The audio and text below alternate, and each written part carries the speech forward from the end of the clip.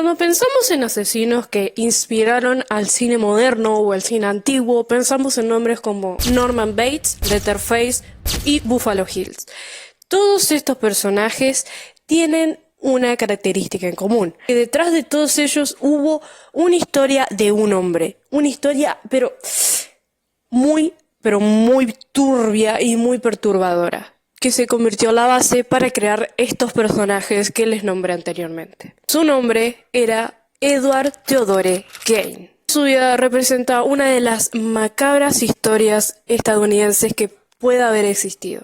Antes de comenzar, te invito a que le des like, te suscribas, me sigas en mis redes sociales si querés más contenido como esto, si te gusta mi contenido de crímenes, psicología oscura básicamente. Quiero aclarar algo.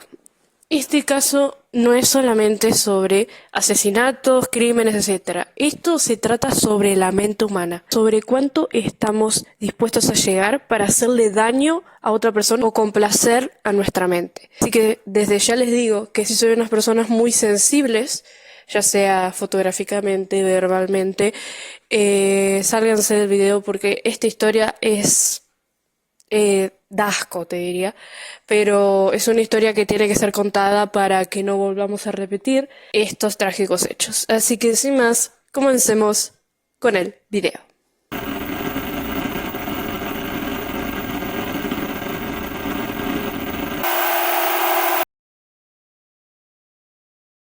Ed Gain nació el 27 de agosto de 1906 en La Crosse, Wisconsin, en el seno de una familia completamente disfuncional. Su padre, George Gain, era un alcohólico violento que maltrataba a su esposa y a sus hijos. Pero la figura dominante y la figura que desencadenaría todo el comportamiento de Ed Gain fue su madre Augusta. Ella era una fanática religiosa que predicaba que el mundo estaba lleno de pecado. Mujeres era la raíz del mal, vaya ironía porque ella era mujer, y que el sexo era algo repugnante, que ninguno de sus hijos tenía que tener ninguna mujer ni tener sexo, porque ella era suficiente para los dos. Augusta creó a sus hijos bajo el miedo y la culpa, aislándolos completamente de todo el mundo y enseñándoles que solo ella representaba la pureza y la verdad. Desde pequeño, Ed desarrolló una enfermiza obsesión sobre su madre. Ed la obedecía ciegamente a todo lo que ella decía y lamentablemente no conoció más allá de la vida de lo que ella le permitía. Cuando iba a la escuela, sus compañeros lo consideraban como un chico extraño. Tenía tics, se reía solo y evitaba cualquier contacto social.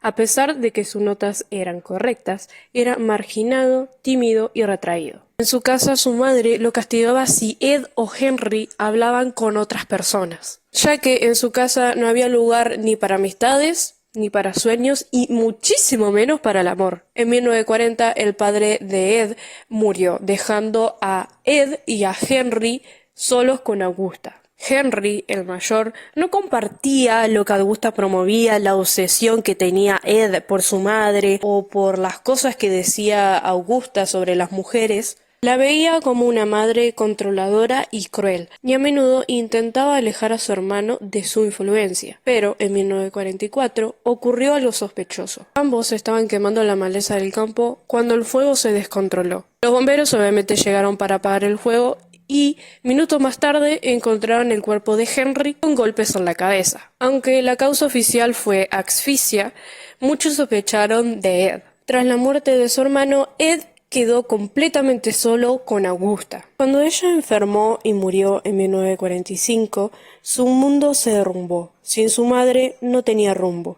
Cerró todas las habitaciones que ella había usado y las mantuvo intactas, como un santuario intocable. Ed vivía en la granja familiar de Plainfield en condiciones realmente deplorables, sin electricidad, entre la basura, y tenía revistas médicas y libros sobre anatomía, canibalismo y experimentos nazis. Pero algo en su mente comenzó a romperse del todo.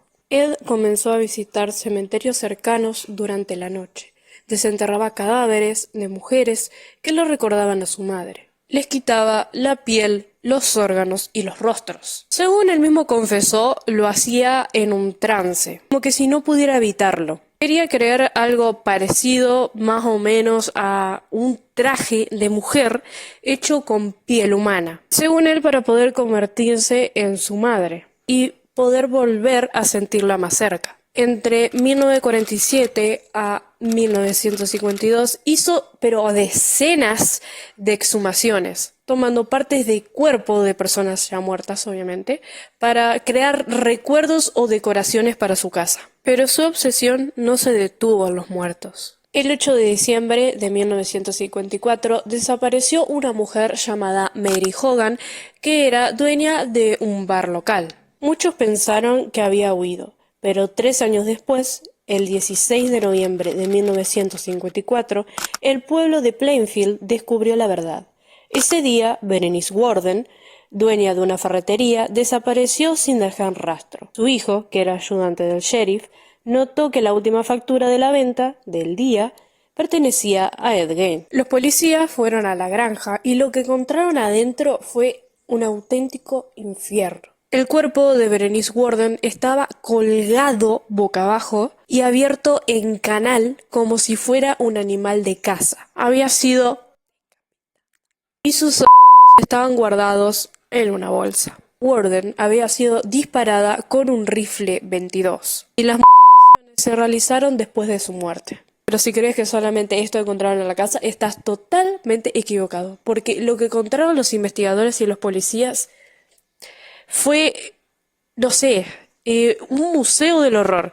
Les paso a leer porque la verdad son un montonazo de cosas, así que esto fue lo que encontraron en la casa de Ed Gein. Huesos humanos enteros y fragmentados, una papelera hecha de piel humana cubriendo varias sillas, cráneos humanos montados en postes de cama, cráneos femeninos, algunos con parte superior aserrada, cuencos hechos con cráneos humanos, un C hecho con un femenino desde los hombros hasta la cintura, leggings hecho con piel humana, máscaras hechas con piel de cabeza femenina, la mascarilla facial de Mary Hogan en una bolsa de papel, el de Mary Hogan en una caja, la entera de Berenice Warden en un saco de alpillera, el corazón de Berenice Warden en una bolsa de plástico frente a la estufa de Gein, 9 vulvas en una caja de zapatos, el vestido de una niña y las vulvas de 2 mujeres juzgadas, tenían unos alrededor de 15 años, un cinturón hecho de pezones femeninos, 4 narices, un par de labios en el cordón de una persiana, una pantalla de lámpara hecha con piel humano de un rostro y uñas de dedos femeninos. Ed confesó sin mucha resistencia, admitió haber asesinado a Berenice Warden y a Mary Hogan, pero también reconoció que muchas de las piezas humanas provenían de tumbas. Ed aseguró que no tenía impulsos sexuales con los cuerpos,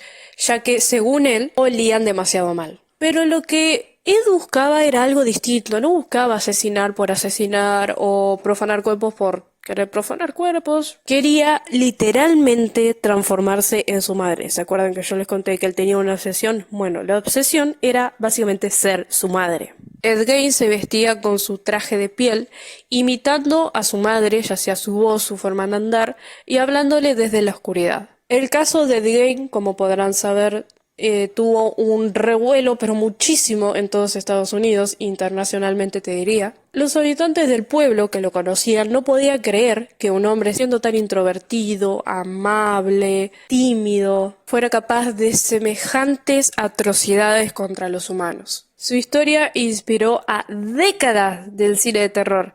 Vamos desde Psicosis hasta La Masacre de Texas hasta El Silencio de los Inocentes. Pero en la vida real su vida no tuvo ningún glamour ni nada por el estilo, sino que solamente fue corrupción literalmente de su madre en su vida social y también locura y soledad. Ed fue arrestado en 1957 y fue declarado mentalmente incompetente para ser juzgado. Fue internado en el Hospital Estatal de Wisconsin, donde permaneció más de una década.